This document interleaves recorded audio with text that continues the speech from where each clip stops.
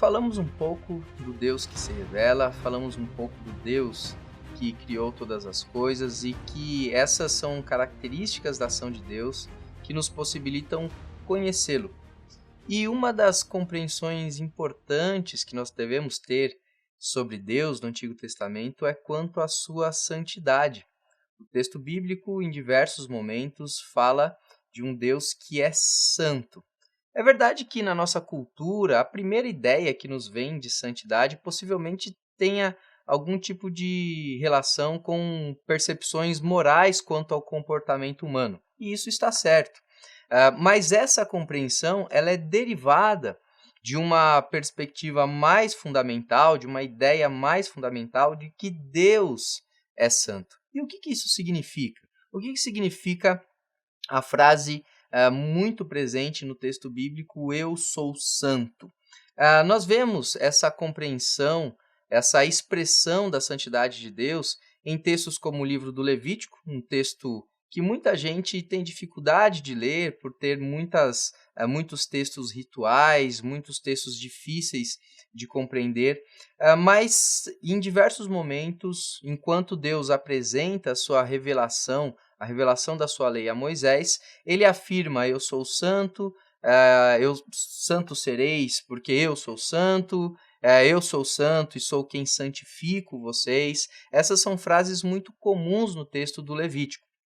Por exemplo, em Levítico 11:45, o texto diz, eu sou o Senhor que vos faço subir da terra do Egito para que eu seja vosso Deus. Portanto, vós sereis santos, porque eu sou santo. Mas o que significa essa santidade de Deus? A ideia mais básica de santidade de Deus é que ele é um Deus separado, ele é um Deus diferente, ele é um Deus que não pode ser confundido com a criação. E aqui, mais uma vez, nós temos uma saudável tensão do texto bíblico, porque falamos do Deus que cria e que coloca na criação suas características, mas nós não podemos confundir isso com o próprio Deus. Deus não é a sua criação, Deus não pode ser confundido com a sua criação, e essa é a característica mais básica da compreensão de um Deus que é santo. Inclusive, a ideia bíblica de idolatria é o oposto da compreensão da santidade de Deus, porque a ideia bíblica de idolatria é quando nós, ao não compreendermos quem é Deus, ao não reconhecermos a sua divindade, ao não reconhecermos a sua santidade, o seu ser separado da criação, nós acabamos por transferir para algo da criação a glória que deveria ser dada ao Criador. Então, essa compreensão da santidade de Deus como um Deus que é separado da criação, portanto, não deve ser confundido e, portanto, não deve ter a sua glória transferida para nada que esteja na criação, é a ideia mais básica e fundamental sobre o Deus que é santo. Um outro texto que nos fala dessa santidade é o texto bastante conhecido de Isaías 6, naquela visão que Isaías tem da glória de Deus. Os seres que estão ao redor ali de Deus, da presença de Deus, dizem o seguinte, né? O verso 3 diz, e clamavam uns para os outros, dizendo, Santo, Santo, Santo é o Senhor dos exércitos, toda a terra está cheia da sua glória. Olha que texto interessante, essa forma do texto de se expressar, santo, santo, santo, é para ressaltar essa santidade de Deus, é para ressaltar essa glória de Deus, e essa glória que é tão grande que chega em toda a terra. Mais uma vez aqui, a tensão entre o Deus que é santo, o Deus que é separado, mas o Deus que pode ser percebido na criação, se apresenta. Também o profeta Oséias, lá no capítulo 11, verso 9, diz, não executarei o furor da minha ira, não tornarei para destruir a Efraim, porque eu sou Deus e não homem, o santo no meio de ti, não voltarei em ira.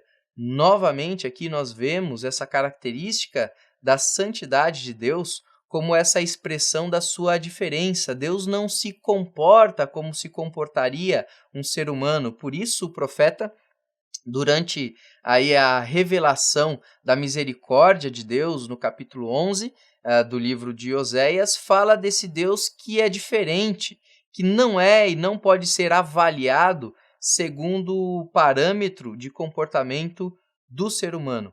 Precisamos, portanto, estar abertos a esse Deus que é diferente, a esse Deus que é outro, a esse Deus que não pode ser diminuído ou avaliado pelos nossos próprios critérios. Muito pelo contrário, assim como o texto diz, santos sereis porque eu sou santo, somos nós, seres humanos, que somos avaliados, que somos redimensionados, que somos transformados pela característica da santidade de Deus. Então, a santidade de Deus, o Deus que é santo, significa esse Deus que é outro, que não pode ser reduzido, portanto, aos nossos critérios. Pelo contrário, nós é que somos transformados aos critérios de Deus. Deus é santo. A Rádio Transmundial é um veículo de comunicação presente em 80% do planeta e que tem como objetivo levar as boas novas do Evangelho aos que não a conhecem, bem como dar crescimento e maturidade cristã àqueles que desejam servir a Deus de forma integral. Mais informações em www.transmundial.org.br. Transmundial, para todo mundo ouvir. A Faculdade Teológica Batista de São Paulo tem a satisfação de receber você para entrar em sintonia com a nossa ministração bíblica, ministerial e abençoadora, que vai fazer diferença em termos de educação teológica para a nossa vida. Fique em sintonia conosco, aprofundando-se na Palavra de Deus.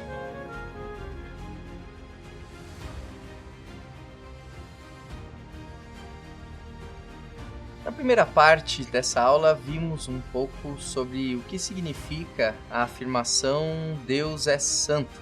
Vimos que santidade tem relação com o fato de Deus não poder ser confundido com nada presente na criação. Isso seria o contrário de reconhecer a santidade de Deus, seria idolatria, transferir a glória de Deus a qualquer coisa na criação. Então, quando pensamos no Deus que é santo, pensamos automaticamente, um desdobramento natural é a relação de Deus com a sua criação. É muito interessante pensarmos que, na perspectiva do Antigo Testamento, o fato de Deus ser santo, o fato de Deus ser separado, não significa que Deus não se relaciona com a sua criação. Muito diferente. Deus é um Deus que é outro em relação à criação, é outro em relação ao ser humano, mas se coloca em disposição para se relacionar e para intervir nessa realidade. Essa é a perspectiva bíblica, essa perspectiva do Antigo Testamento, quando, por exemplo, logo no Gênesis 1, nos primeiros versos das Escrituras, nós vemos a existência de um Deus pressuposto, né? Um Deus que não se pergunta pela sua existência. No princípio, Deus criou os céus e a terra. O texto não pergunta sobre o porquê da existência de Deus, quando Deus surge. Deus é uma realidade, Deus é um ser pressuposto em relação à criação. E o que nós podemos conhecer, que tem a relação com a sua santidade, é que ele resolve criar todas as coisas. Então, a sua santidade, a sua alteridade, a sua característica de ser outro, né, pode ser visto nessa diferença. Ele é eterno, ele é pressuposto na criação, enquanto todo o restante é criado por suas mãos. E isso é importante, essa compreensão do Deus que é santo e que, portanto, cria outras realidades, cria a natureza, cria o ser humano, cria os animais, cria o tempo, cria a história. Isso é importante quando compreendemos que o Antigo Testamento coloca em xeque, coloca em questionamento a existência de qualquer possibilidade ou qualquer caminho que nos leve à idolatria. Já falamos um pouquinho disso, sobre transferirmos a glória de Deus para qualquer coisa dentro da criação, mas essa é uma compreensão importante de desenvolvermos.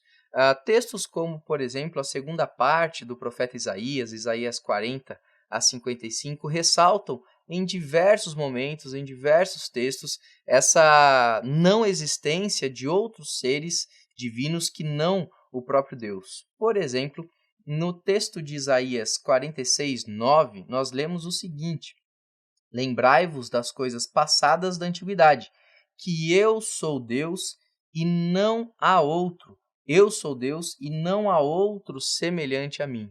Essa compreensão do texto de Isaías, e que nós vemos espalhado por todo o texto do Antigo Testamento, se relaciona diretamente com a compreensão da santidade de Deus. Ter uma noção clara desse Deus santo, desse Deus separado, desse Deus que não pode ser confundido e que só por ser santo, por ser separado, por ser outro, é que pode criar algo, é que pode criar tudo o que nos cerca.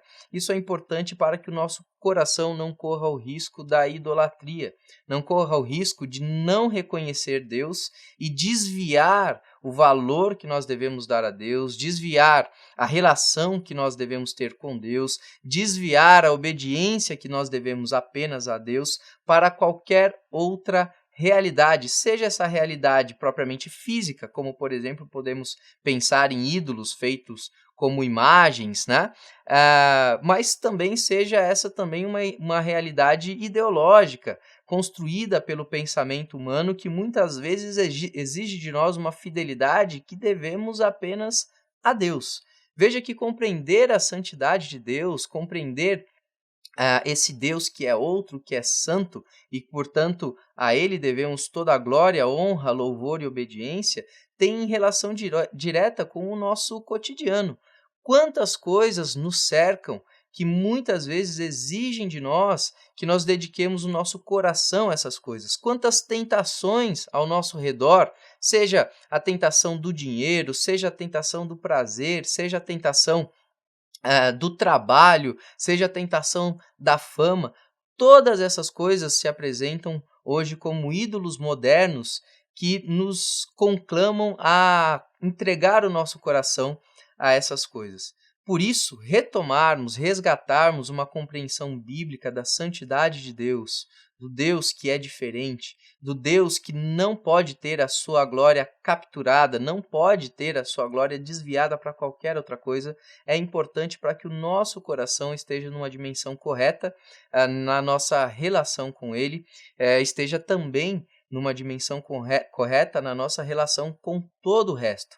O Deus que é santo, o Deus que é separado, o Deus que é outro, cria a realidade que nos cerca para que nós possamos nos relacionar de forma justa com essa realidade que nos cerca, mas também para que possamos nos relacionar de forma justa com o próprio Deus. Qualquer tipo de desvio nessa relação significa pecado. Não reconhecermos a santidade de Deus ou transferirmos a glória de Deus para qualquer coisa da criação, ou tratarmos Deus como se fosse qualquer coisa da criação, é um resultado desse não reconhecimento do Deus que é santo.